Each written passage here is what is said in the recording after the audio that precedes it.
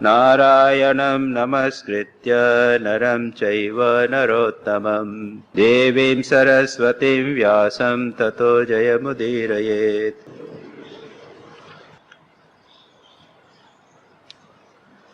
उद्धव गीता के हम या कहना चाहिए कि एकादश स्कंध श्रीमद् भागवत के जो उद्धव गीता का अंश है उसके त्रयोविंश यानी 23वें अध्याय का हम पाठ कर रहे हैं, जिसमें एक ब्राह्मण की कथा का वर्णन है। आप लोगों ने सबने उसका रेफरेंस पहले सुनी चुके हैं। उद्धव भगवान ने उसके पहले कहा कि लोग जब निंदा करें, तिरस्कार करें, उसको सावधानी से सहन कर लेना चाहिए। तब उद्धव ने प्रश्न किया था कि ये तो अत्यंत कठिन है। तो भगवान उसका उत्तर देते हुए कहते हैं कि नहीं, ऐसा संभव है। और उसके बाद में एक कहानी बताते हैं। एक कहानी एक ब्राह्मण की जो अत्यंत कृपण था, धन इकट्ठा करता था, धन का सदुपयोग इत्यादि नहीं करता था, उसको जमा के रखा करता था, और उसके बाद में उसकी दुर्दशा हुई, उसका सारा धन छिन गया इत्यादि सारा वर्णन हम उसको पिछली बार पढ़ चुके हैं। उसमें पहले अंश में तो धन का क्या बुरे परिणाम होते हैं उसको बड़े विस्तार से कहा गया है। और उसके बाद में वह तितिक्षु ब्राह्मण जब निर्धन हो गया तब वो थोड़ा सा विलाप करता है और वो कहता है कि मुझ पर संभवतः भगवान प्रसन्न है कि उन्हें मुझे ऐसी दशा से निकाल दिया, ऐसी परिस्थिति में रखा है कि मेरा धन सारा ले लिया, ये तो भगवान मुझ पर प्रसन्न है। इस प्रकार की वह बात करता है। और अब मैं अपना सारा जीवन जो है वह भगवान के भजन में लगाऊंगा, कठोर तपस्या करके।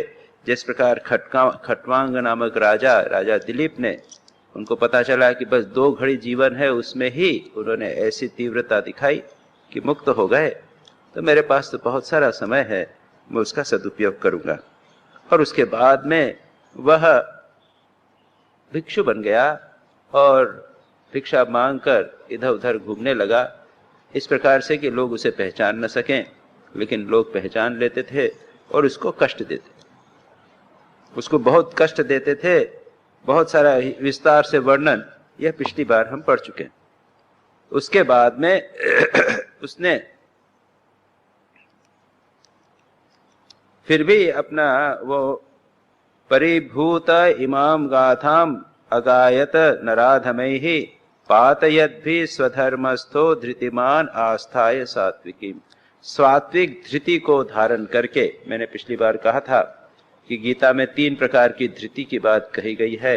एक सात्विक धृति है कि जिसके द्वारा व्यक्ति योग में प्रतिष्ठित होता है, वह सात्विक है।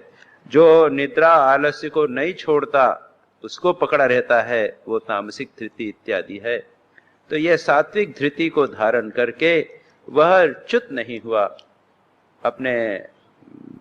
अपने जो धर्म था उससे वो किसी प्रकार से च्युत नहीं हुआ, उसका वर्णन। और उसके बाद में वह यहाँ पर एक गीत गाता है, जिसको मैंने कहा था कि ये भिक्षु गीत, वह गीत वो गाते हुए कहता है, नायम जनो में सुख दुख हेतु न देवतात्मा गृह कर्म काला मनः परम कारणमान मनंती संसार चक्रम परिवर्तयेत यत्। वो कहता है कि संसार में जो मुझे दुख प्राप्त कर रहा हूं, इसका दुख का जो कारण है न तो मनुष्य हैं, और हम लोग कई प्रकार की चीजें, देवताओं को दोष देते हैं, ग्रह नक्षत्रों को दोष देते हैं कि इनके कारण हम कष्ट पा रहे हैं इत्यादि। लोग आते भी हैं, कहते हैं कि हमारे ग्रह अच्छे नहीं चल रहे हैं, हमारी राहु की दशा चल रही है, हम लोग कष्ट पा रहे हैं इत्यादि लोग बोलते हैं। वो कहते हैं कि न तो संसार के लोग सुख दुख के कारण हैं, न देवता हैं, न शरीर है, न ग्रह है, कर्म काल आदि कुछ नहीं। मनः परम कारणम आमनंती, मन को ही परम कारणम आमनंती, मनुष्य अपने जो ऋषि मुनि हैं वह मन को ही परम कारण बताते हैं। यहां पर रेफरेंस है उपनिषद का। उपनिषद में, बृहदारण्यक उपनिषद में कहा गया है कि मन के द्वारा ही व्यक्ति देखता है, मन के द्वारा ही सुनता है, तो मन के द्वारा ही हम कष्ट भोगते हैं। तो ये कहते हैं, वो कहता है कि संसार चक्र जो है यह भी मन के द्वारा ही चल रहा है। मनोगुणान वे सृजते बलीयः ततश्च कर्माणि विलक्षणानि शुक्लानि कृष्णानि अथ लोहितानि त्रेभ्यः सवर्णाश्रितयो भवन्ति। वो कहता है कि मन अत्यंत बलवान है, बलियांस, मन अत्यंत बलवान, हम सब जानते हैं। ये मन को कंट्रोल करना सबसे कठिन। जो मन को जीत ले उसने सबको जीत लिया। जो महावीर होते हैं, चक्रवर्ती जो होते हैं, उससे भी महान जो अपने मन को जीत ले वे सबसे महान होते हैं। तो कहते हैं कि मन बलियान है और गुणान सृजते। मन जो है वह इन विषयों को और उनके कारण संबंधी वृत्तियों की सृष्टि, मन से ही सृष्टि होती है। सब सृष्टियां मन की से हो रही हैं। और कहा 3 प्रकार के, शुक्लानि कृष्णानि लोहितानि विलक्षणानि कर्माणि। विभिन्न प्रकार के विलक्षण यानी विभिन्न प्रकार के कर्मों की सृष्टि। और कौन से कर्म? 3 प्रकार के कर्म बताए हैं, सात्विक, राजसिक और तामसिक। जो सफेद, शुक्लानि, सफेद यानी सात्विक कर्म, सेवा का कर्म, ध्यान का कर्म, पूजा का कर्म, सात्विक कर्म। राजसिक कर्म, विभिन्न क्रियाएं जो करते हैं। और तामसिक कर्म, काम क्रोध आदि से प्रेरित कर्म, ये तामसिक कर्म। ये तीनों प्रकार के कर्म यह मन ही इसकी सृष्टि करता है। और तेभ्यः सवर्णाश्रितयः भवन्ति, उसी के अनुसार सृष्टि होती है, जन्म प्राप्त होता है उनको। विभिन्न प्रकार के तमोगुणी जन्म, अगर तमोगुणी वृत्ति मन का करेंगे तो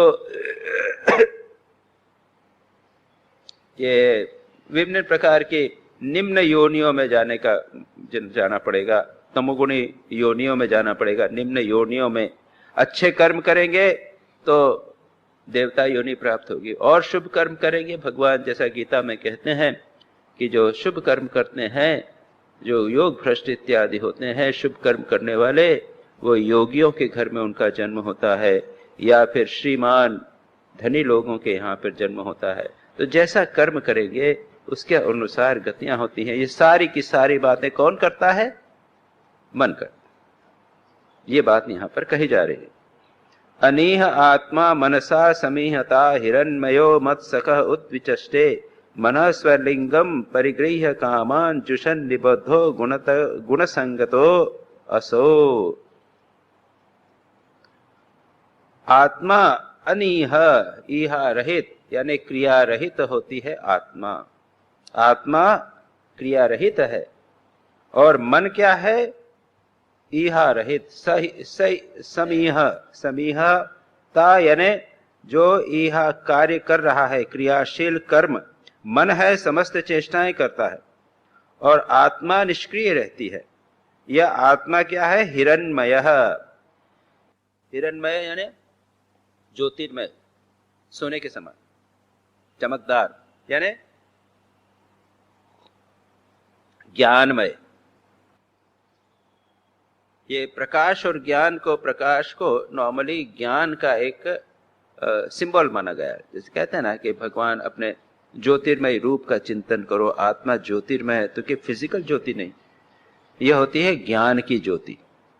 तो यहां कहा है कि यह आत्मा है हिरण्मय, यानी शाइनिंग। यह हिरण्मय शब्द आपको ईशावास्य उपनिषद में भी आता है। वहां पे कहा है कि वो परमात्मा का जो रूप है वो हिरण्यमय किसी एक कवर के द्वारा वो आवृत है। तो कहते हैं कि वो प्रभु उसको आप हटा लीजिए, उसके ऊपर से हटा लीजिए, क्योंकि मैं आपका रूप देखना चाहता हूं। कुछ डैजलिंग चीजों के द्वारा आपका रूप आवृत है उसको हटा लीजिए। ऐसा जो साधक है वो अंतिम समय में प्रार्थना करता है भगवान से। तो यहां पर कहा है आत्मा इहा रहित यानी क्रिया रहित और ज्योतिर्मय है और मत सखा और मुझ जीव का सनातन सखा है।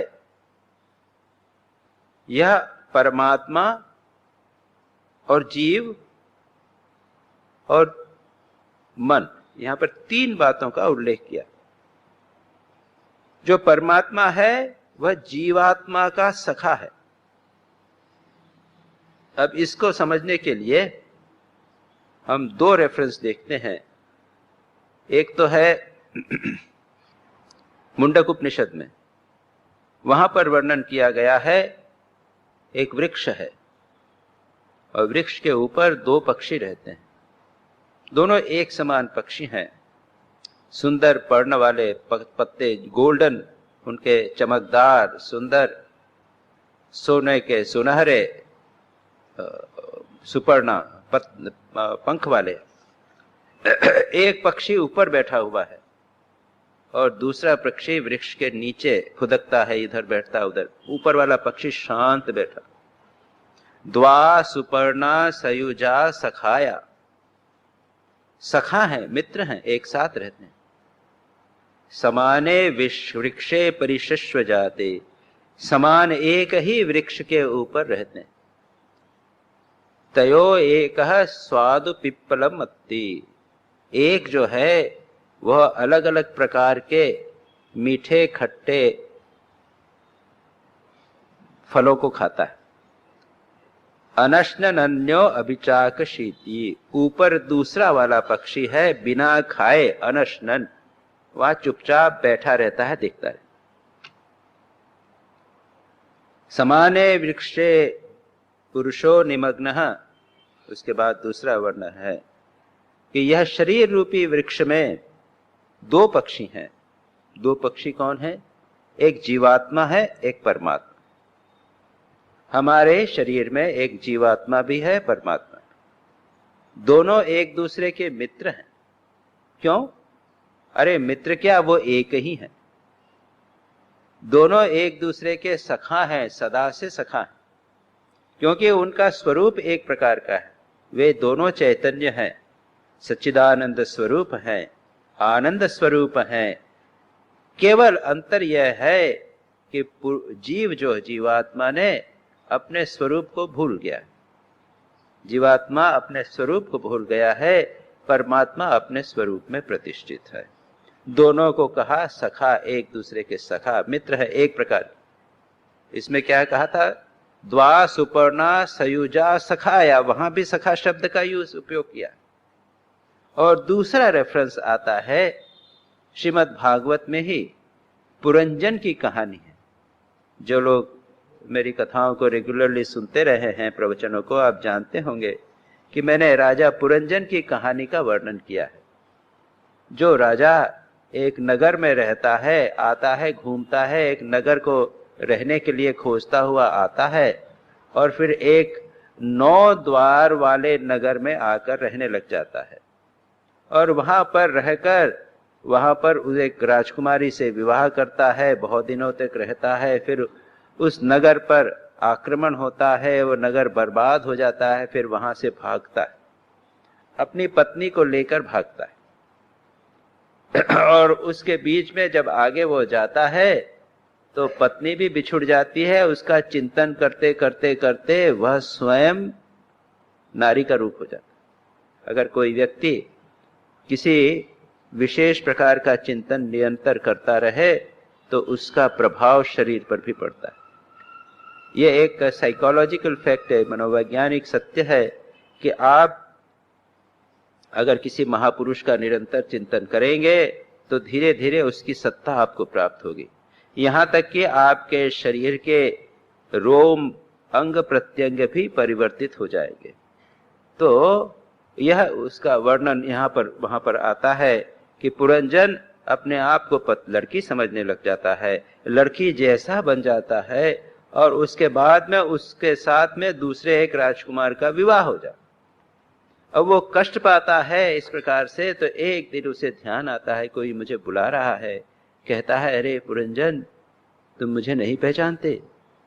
उसको लगता है कि अरे कोई मुझे बुला रहा है, इधर उधर देखता है, देखो मैं तुम्हारे साथ में हमेशा था, तुम्हारे सुख दुख में हमेशा विद्यमान था। एक सखा उसका था जो सारी परिस्थितियों के बीच में सदा उसके साथ बना रहा। उसने अच्छा कार्य किया, बुरा कार्य किया, भोग किया, अपने सखा को भूल गया, लेकिन वह सखा सदा उसके साथ बना रहा। बड़ी सुंदर कहानी है वो, 5-6 चैप्टर्स में बड़ी ही सुंदर डिटेल कहानी है राजा पुरंजन की। और उसके बाद में उसको याद आता है, उसके कहता है कि तुम स्त्री नहीं हो, तुम तो पुरंजन राजा हो। और वह अपना स्वरूप पहचान जाता है, जान जाता है कि यह सब जो मेरा नगर में घुसना, एक स्त्री से विवाह करना, उसके बाद में ये सब होना, ये सब तो मन में होता रहा, मैं तो सदा ही मुक्त था। ये सखा कौन है? ये सखा है परमात्मा। हमारे साथ में हमारी भी सिचुएशन यही है। हमारे शरीर है, हमारा मन है और एक जीवात्मा है, एक एम्बॉडीड कॉन्शियसनेस है, जो हम एक शरीर छोटा, इस शरीर के साथ में हमने चैतन्य आत्मा का जो हमने उसके साथ में तादाद में स्थापित कर लिया है, यह एक शरीर है, वह जीवात्मा है। लेकिन एक परमात्मा हमारे साथ सदा विद्यमान, वह हमारा परम सखा है, सुहृद है। गतिर भर्ता प्रभु साक्षी निवासः शरणम सुहृद। गीता में भगवान कहते हैं कि भगवान क्या है? वो हमारे परमात्मा है, गति हैं हमारे, भर्ता हमारे संरक्षण करने वाले हैं, प्रभु हमारे नियंता हैं, गति प्रभा प्रभु साक्षी, नित्य साक्षी। हम अच्छा बुरा जो कुछ करते हैं, परमात्मा सदा उसको देखता रहता है। ऐसा मत सोचिए कि हम कुछ नहीं कर रहे हैं, नहीं कर रहे हैं, कोई देखने वाला नहीं है, चुपके से छुप के कर रहे हैं, भगवान सब देख। इसकी तो बहुत सारी कहानियां आप जानते हैं। एक गुरु ने अपने शिष्य को कहा कि ये पतिंगा है, इसको कहीं पे तुम ऐसी जगह मार के लाओ को कोई नहीं देखे। सब जो एकांत में जाके गए, चुपके से मार के ले आए। एक शिष्य वापस आ गया कि मैं तो कोई जगह नहीं मिली जहां पर भगवान नहीं। भगवान हमारे अच्छे बुरे सभी के निरंतर साक्षी बने हुए, लेकिन उनसे डरना नहीं है, वो सुहृद है। गतिर भर्ता प्रभु साक्षी निवासः शरणम। हम शरण में जाएंगे, वहीं जाएंगे। जैसे बच्चा चाहे कितना भी करे, गंदा काम करे, बुरा काम करे, गलती करे, लेकिन अंत में जाता है माँ की गोद में। और सुहृद ऐसे जो हमारे ऐसे सखा, जो हमारे सुख दुख में चाहे कैसी भी सिचुएशन हो हमें नहीं छोड़ेंगे। सुहृद जो सदा हमारा कल्याण चाहे। मित्र जो है, मित्रता, तुम अच्छा करो मैं भी अच्छा करूं, कभी झगड़ा भी हो जाए, सुहृद नहीं। सुहृद सदा हमारा कल्याण चाहने वाले, शरणम सुहृद, ये है भगवान। तो यहां पर उनको कहा गया मत सखा। ये एक महत्वपूर्ण इंडिकेशन यहां पर दिया गया है। उद्विचष्टे, उद्विचष्टे यानी क्या है? वह देखता रहता है।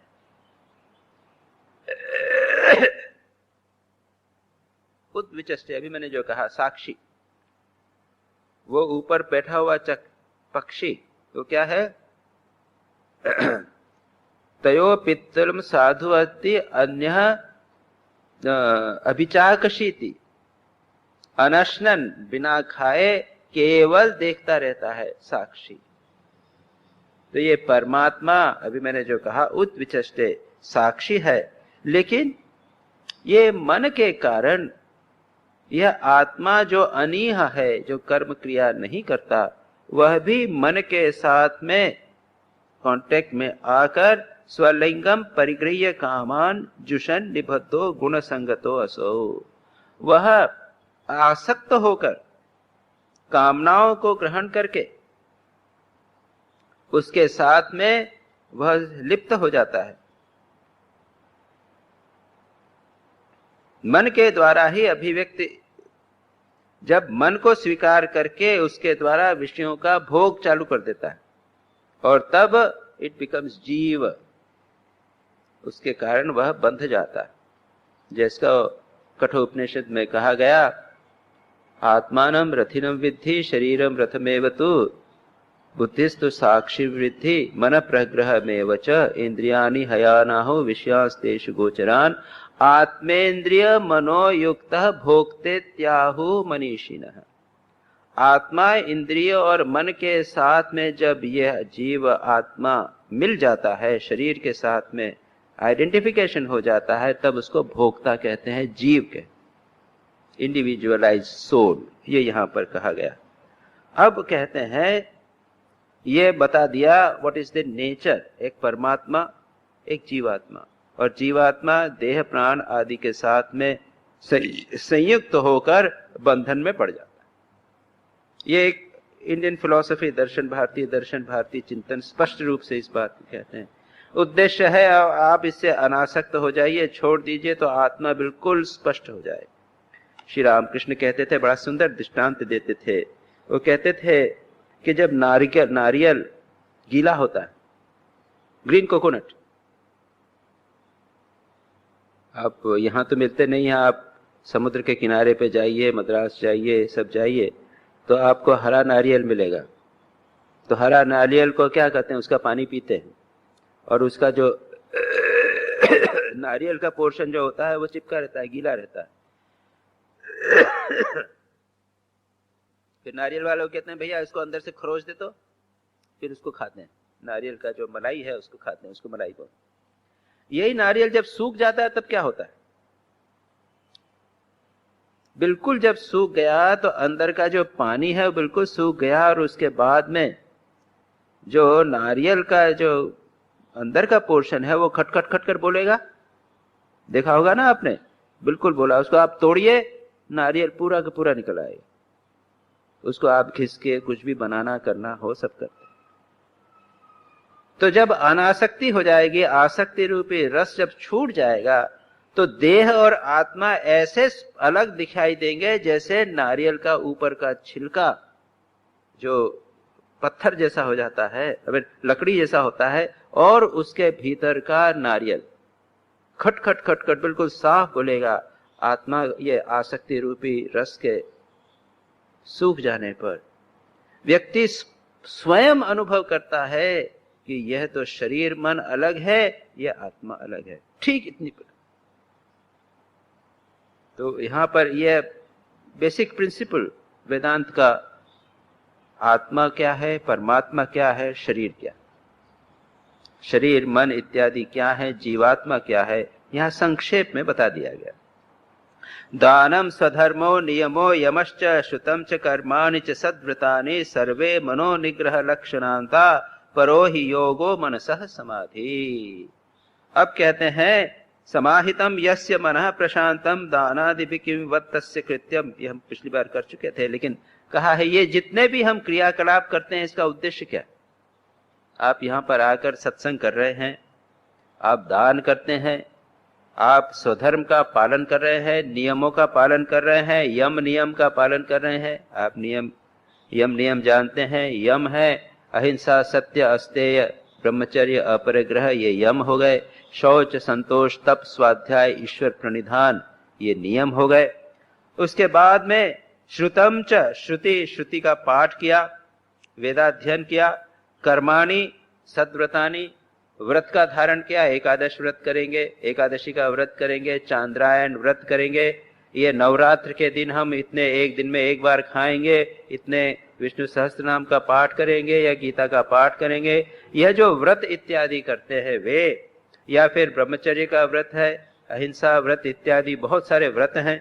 ये जितने भी व्रत हैं, दान इत्यादि, ये जितने भी, उसके बाद में इनका सारे का उद्देश्य क्या है, मनोनिग्रह लक्षणांता, इनका उद्देश्य है मन का निग्रह करना। अल्टीमेट पर्पस चित्तवृत्ति निरोध। आप देखें पातंजल योग सूत्र में क्या है, प्रारंभ यही करते हैं, योगश चित्तवृत्ति निरोध, और उसके बाद में ये तो लक्ष्य बता दिया, और उसके बाद में 4 चैप्टर 190 सूत्र, उसमें यम नियम आसन प्राणायाम ये सब आ गया। वो तो योग की प्रणाली है, भक्ति शास्त्र में दूसरी प्रणाली है, कर्मयोग में दान धर्म इत्यादि करने की बात है। सारे के सारे सब चीजों का उद्देश्य है मनोनिग्रह, कंट्रोल ऑफ माइंड। परो ही योग मनसः, और समाधि जो है वह परम योग। समाहित हो जाना, मन का टोटल कंसंट्रेशन हो जाना, मन को जिस चीज में लगाया उसके साथ एक हो जाना, इसी को ये परम योग, अल्टीमेट योग का एंड है समाधि। समाहितम यस्य मनः प्रशांतम, और जिसका मन समाहित हो गया है, मन एकाग्र हो गया है पूरी तरह से, दानादि भी किम वद तस्य कृतम, उसको दान इत्यादि करने की क्या आवश्यकता। देखिए, साधना में कभी कभी प्रारंभिक स्टेजेस में कुछ चीजों को स्वीकार किया जाता है, लेकिन आगे चलकर वही वस्तुएं बाधा भी बन सकती। इस चीज को अच्छी तरह समझ लेना चाहिए। जिन दानादि को प्रारंभ में चित्त शुद्धि के लिए किया जाता है, वही जब मन एकाग्र हो जाता है उसके बाद में वे बाधा बन जाती हैं, मन को चंचल करने का कारण बन सकती।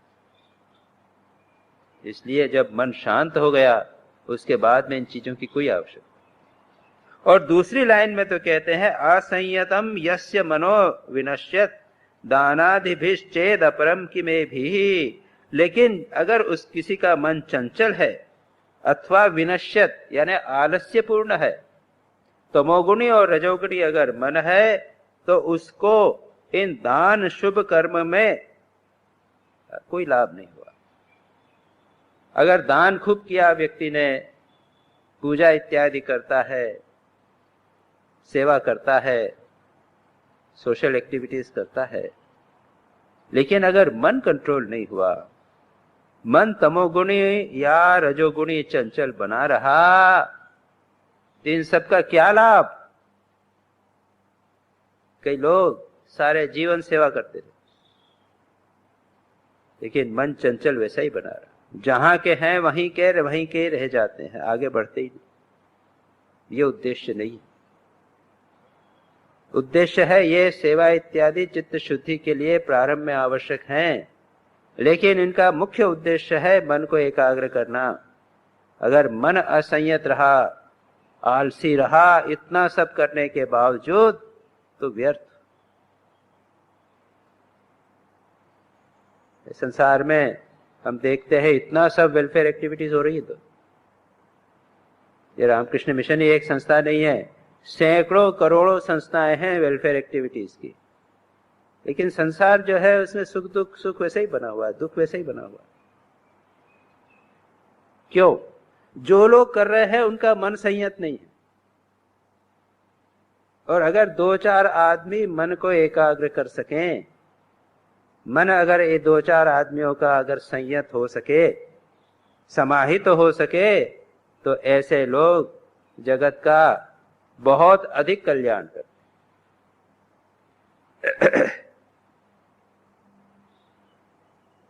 जो लोग ठीक ठीक भगवत भाव में विभोर होते हैं, संत होते हैं।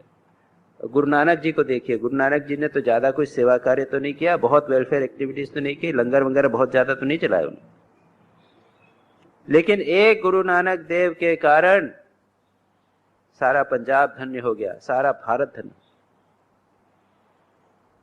चित्त वृत्ति निरोध, मन अगर एकाग्र हो जावे तो फिर इन चीजों की आवश्यकता नहीं है। और अगर चित्त वृत्ति निरोध न होवे तो इन चीजों से क्या लाभ। एक इंपॉर्टेंट बात है, बहुत इंपॉर्टेंट, जो यहाँ पर बताई है। मनोवशे अन्य ही अभवन स्म देवा मनस करके देखिए ना, बैठिए आप लोग सभी बोलते हैं, आते हैं, महाराज ध्यान करने बैठते हैं तो मन तो चंचल बहुत है, मन एकाग्र नहीं होता, इधर उधर भागता है। कंट्रोल करना, मन को कंट्रोल करना कितना कठिन, मोस्ट डिफिकल्ट थिंग, सबसे कठिन है। एक चंचल बच्चे को भी किस तरह कंट्रोल किया जा सकता है। एक उम्र आती है, 1-2 बरस की उम्र, जब बच्चा बहुत चंचल होता है, माता पिता दिन रात परेशान रहते हैं, लेकिन फिर भी वो कंट्रोल हो जाता है। लेकिन मन को कंट्रोल करना आप सब जानते, हम जानते हैं। 30-40 साल के इस ध्यान के एक्सरसाइज के बाद में भी यह हालत है कि मन पर कंट्रोल नहीं। मन दूसरे इंद्रियों को कंट्रोल कर सकता है, लेकिन मन को कंट्रोल करना अत्यंत कठिन है। इसलिए कहा मनाश्च अन्यस्य वशम, मन अन्य के वश में नहीं आता। अन्य इंद्रियां मन के वश में भले आ जावें, यह भीष्म भयानक है, बलवान से बलवान है। जो इसको कंट्रोल कर लेवे वह देवदेव है, वह देवदेव है, वह सबसे वही देवता है, वह सभी देवताओं का देव, इंद्रियों का भी देवता, द ग्रेटेस्ट कॉन्करर, जो अपने मन को कंट्रोल कर सके। तम दुर्जयम शत्रुमसह्य वेगम अरुन्तुदम तन्न विजित्य केचित् कुर्वन्ति असत् विग्रहमत्र मर्त्यै उदासीन रिपुन विमूढ़ाः। ये तम दुर्जयम शत्रु, अभी कहा मन को एक देवता है जो अत्यंत बलवान है। यहां पर कहा गया है दुर्जयम शत्रु, ऐसा शत्रु जिसको विजय प्राप्त करना अत्यंत कठिन है। मन ऐसा शत्रु भगवान गीता में भी कहते हैं, भगवान गीता में कहते हैं कि मन जो है वही हमारा मित्र है और वही हमारा शत्रु। मन ही मित्र है और शत्रु है। जो संयत मन है वह तो मित्र है, और असंयत मन जो है वो परम शत्रु। तो यह असह्य वेगम, उसका वेग सहन करना, आक्रमण सहन करना अत्यंत कठिन। और आप देखेंगे लोग, अर्जुन ने कहा था कि मैं क्या करूं, ये बलाद हम मुझे ठेल के ले जाता है, क्या करना। अनिच्छन्नपि वार्ष्णेय बलादिव नियोजित है, इच्छा न होते हुए भी बलपूर्वक खींचकर मन किसी कर्म में ले जाता है। इसको कैसे कंट्रोल कर। वायु और वसु दुष्कर्म, जिसका बार वायु को रोकना कठिन है, इसलिए अर्जुन इस प्रकार की बात करता है। ये क्या है, असह्य वेगम, वायु का वेग जिस प्रकार से कंट्रोल करना, अत्यंत तूफान आया, कैसे रोकोगे आप। असह्य वेगम दुर्जयम, विजय जय जात करना, जीतना अत्यंत कठिन। यह वो क्या है, अरुन्तुदम, असह्य वेगम अरुन्तुदम। अरुन्तुदम यानी ये हमारे मर्म स्थल को भेद डालता है।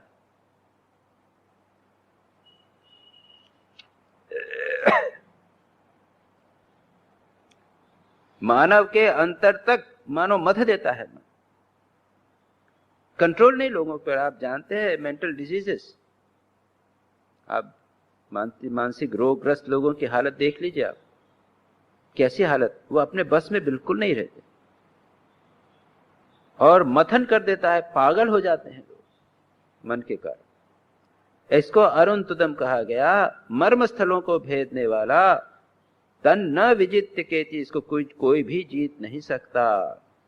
कुर्वन्ति, इसी के कारण असत विग्रहम अत्र मर्त्यैहि, मनुष्यों को चाहिए कि सबसे पहले इसको जीत लेवें। विमूढ़ा, क्योंकि क्या है, विमूढ़ लोग क्या करते हैं, मूर्ख लोग असत ग्रहम, इस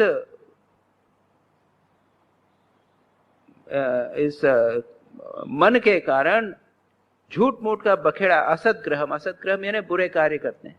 बुरे कार्य करके किसी को मित्र बनाते हैं, किसी को शत्रु बना लेते हैं, किसी को उदासीन बन जाते हैं। ये मन के कारण ही हम किसी को मित्र बनाते हैं, किसी को शत्रु बनाते हैं और किसी के प्रति उदासीन हो जाते हैं।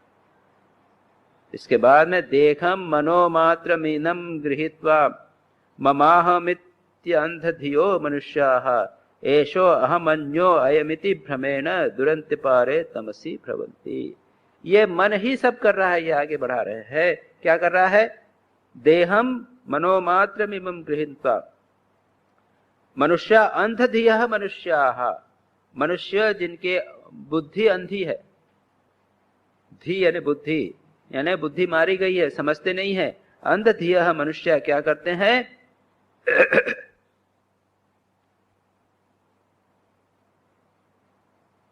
देहम मनोमात्रम इमं गृहीत्वा, यह जो मन से कल्पित शरीर है इसको कहा मनोमात्रम इमं शरीरम।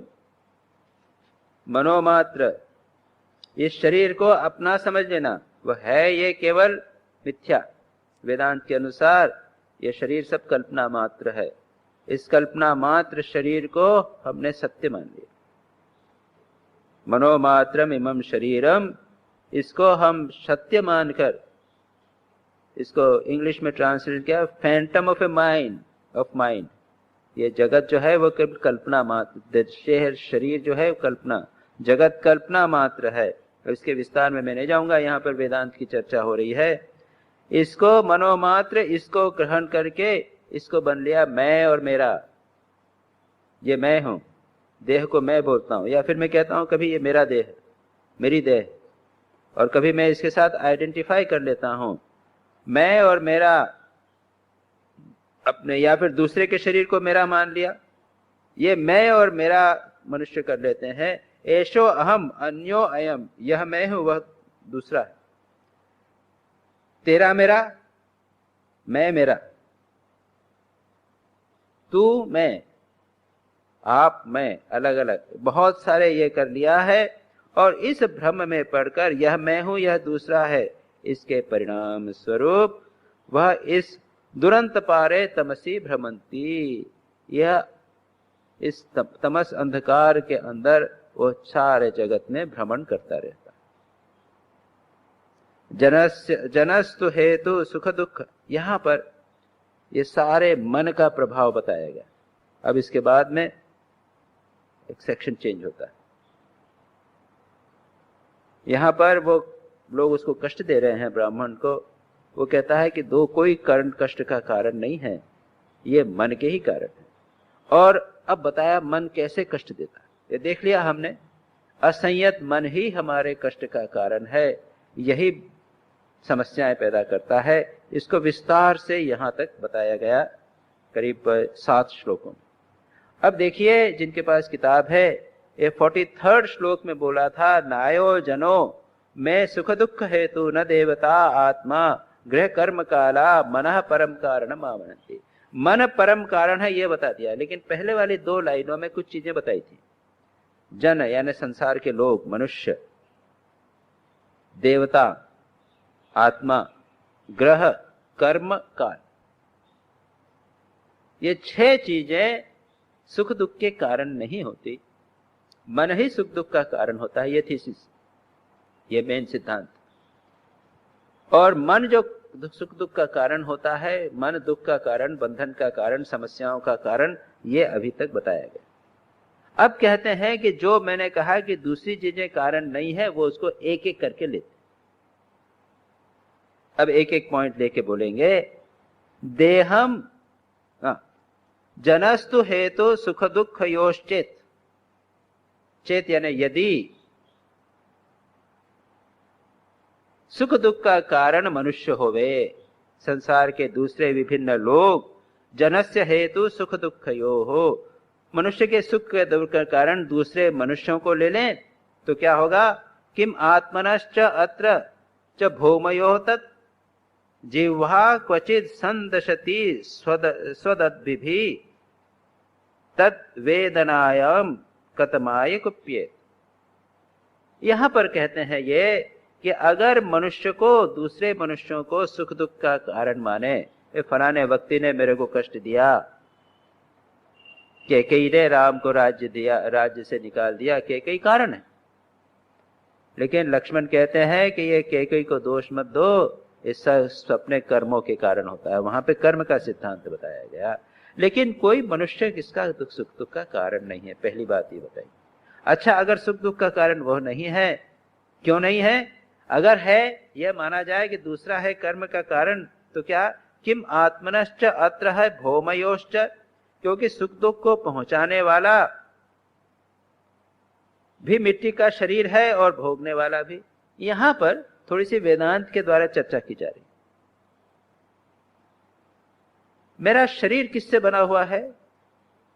ये पंचभूत भौतिक शरीर, इसमें ये पृथ्वी है, अग्नि है, वायु है, जल है, आकाश है। और कहते हैं कि जब मरने के बाद मिट्टी मिट्टी में मिल गई, बोलते हैं तो क्या मिट्टी मिल गई, जब मरने के बाद में जमीन में गाड़ देंगे तो क्या होगा? वो सब एक बार सब साफ हो जाए, एक साथ हो जाए, सब मिलके सब एक हो जाएगा, यानी मिट्टी मिट्टी में मिल गई। ये शरीर हमारा मिट्टी से बना हुआ है या पंचभूतों से बना हुआ है। अग्नि, जल, वायु, यहाँ जब मृत्यु जमीन में हम लोग तो जला देते हैं, लेकिन अगर जैसे कब्र में गाड़ दिया शरीर को तो क्या होता है? एक कब्र में अगर गाड़ देंगे तो जो जल है वो जल में मिल जाएगा, जो अग्नि तत्व है अग्नि तत्व मिल जाएगा, बाकी जो मिट्टी का तत्व है, पृथ्वी का तत्व है, धीरे धीरे जो आपके हड्डियां हैं, ये जो चमड़ा है, वो सब एक हो जाए। और उसके बाद में कब्र खोलिए तो कुछ नहीं निकलेगा वहां पे, वहां से निकलेगा क्या? मिट्टी मिट्टी पड़ी हुई, पता ही नहीं चलेगा कि यहाँ पे कुछ था क्या। तो मेरा शरीर भी मिट्टी का बना हुआ है, दूसरे का शरीर भी मिट्टी का बना हुआ है। तो जो मिट्टी की चीजें बनी है एक दूसरे की, तो जो सुख दुख देखने व देने वाला है वो भी मिट्टी का है, और जो भोग करने वाला है, जिसने कष्ट दिया, वो भी मिट्टी का बना हुआ है, जो कष्ट पा रहा है वो भी मिट्टी का बना हुआ है। यानी चीज तो एक ही है ना, दोनों में समानता दिखाई जाए। और फिर एक दृष्टांत द्वारा कहते हैं कि अगर जीभ आपकी दांत से कट जाए, कई बार होता है ना, खाना खाते खाते जीभ कट जाती, तो क्या दांत को पनिशमेंट देते हैं क्या? वो तो एक ही है ना, आपके शरीर का ही अंग है ना। आपके ही शरीर के अंग ने दूसरे शरीर को कष्ट दिया, तो हम कष्ट एक दूसरे को उसको किसी को दंड नहीं देते। उसी प्रकार से ये सारा जगत में जितने प्राणी हैं सब मिट्टी के ही बने हुए हैं, एक ही प्रकार के हैं। इसके लिए उनके ऊपर क्यों कष्ट, क्यों क्रुद्ध होते हो, उसके ऊपर क्रोध करने की कोई आवश्यकता नहीं। उसके बाद में देवता की बात लेते हैं। देखिए एक एक करके, न जनो न देवता, दुखस्य हेतु यदि देवतास्तु, यदि दुख का कारण अगर देवता होवे, किम आत्मनस्तत्र विकारयो तत् यदंगमन्नेन निहन्यते क्वचित कुध्येत कस्मै पुरुषः स्वदेहे। अब यहां पर भी यह कहते हैं, यही बताने की बात कर रहे हैं कि वह भी हमसे भिन्न नहीं है। कैसे? यदि मान लें कि देवता दुख के कारण है, तो दुख के कारण देवता है,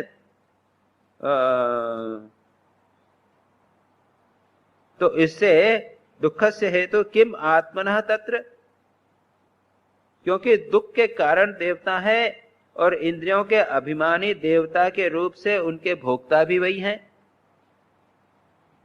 और देवता सभी के शरीर में एक है।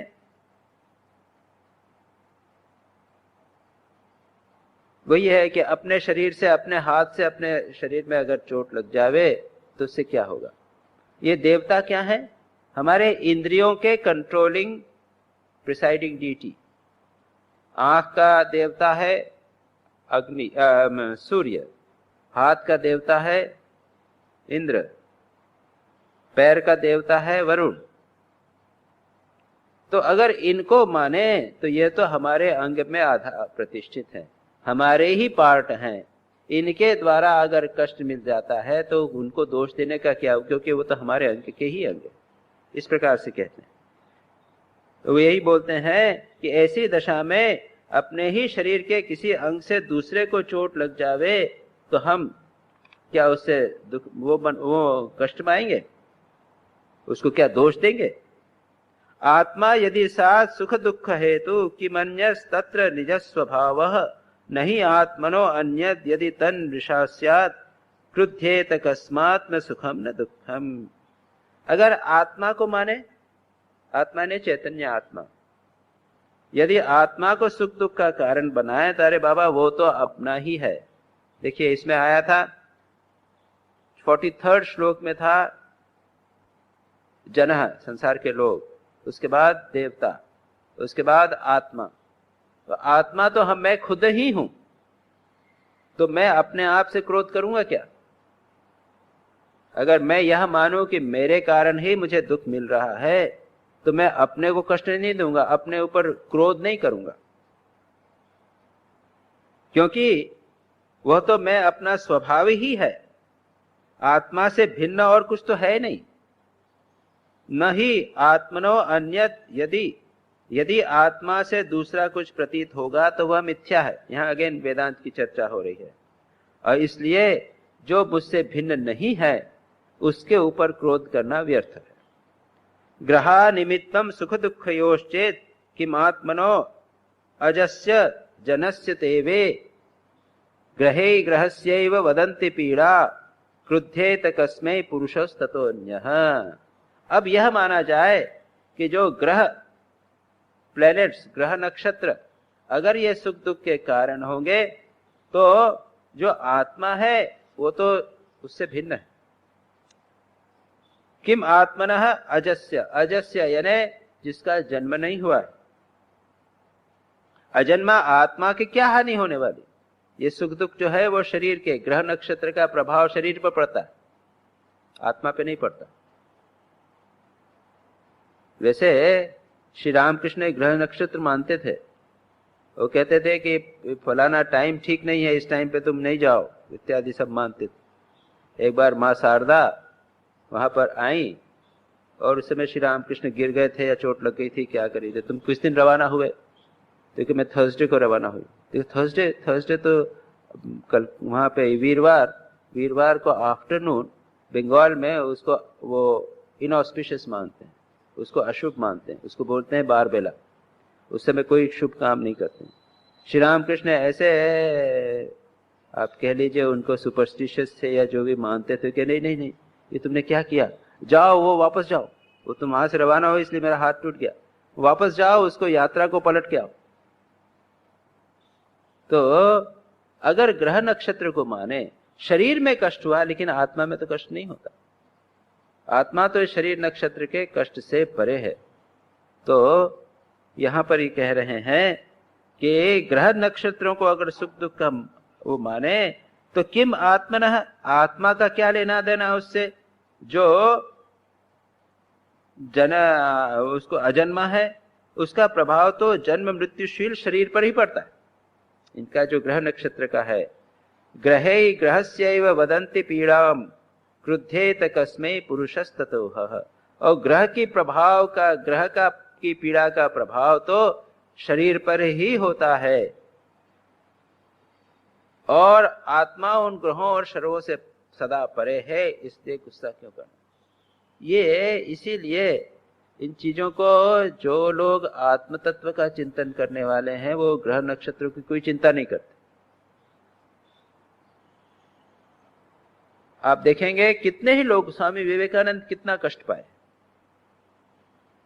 जितने भी महापुरुष हैं उनके जीवन में कष्ट ही कष्ट, और ग्रह नक्षत्रों की पीड़ा बहुत, ये भी मान सकते हैं। लेकिन फिर भी आत्मा निर्लिप्त, तो उनसे कोई फर्क नहीं पड़ता। बेलूर मठ में आप जाइए, पता नहीं आप लोगों में से कितने गए बेलूर मठ? आप लोगों ने ध्यान से देखा बेलूर मठ के मंदिर को?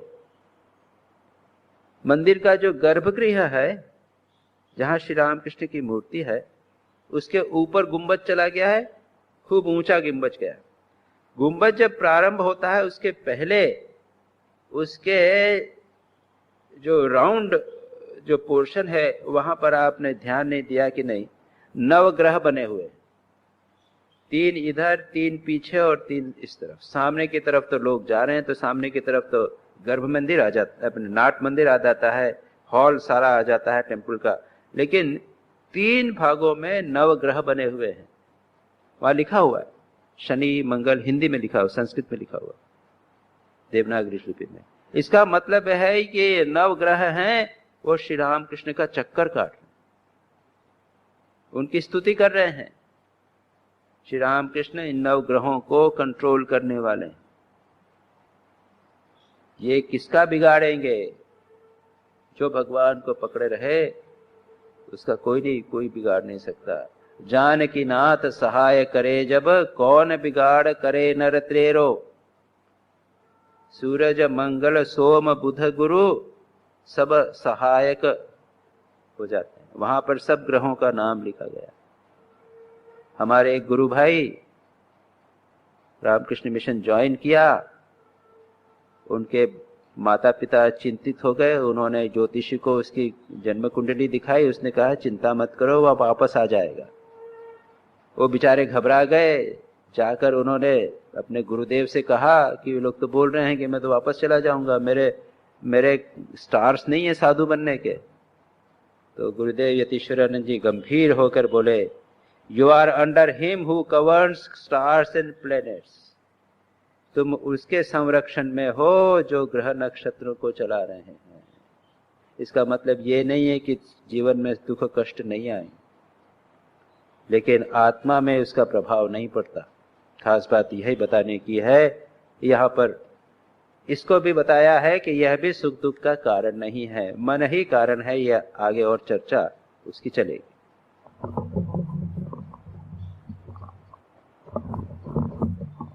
नारायणं नमस्कृत्य नरं चैव नरोत्तमं देवीं सरस्वतीं व्यासं ततो जयमुदीरयेत्।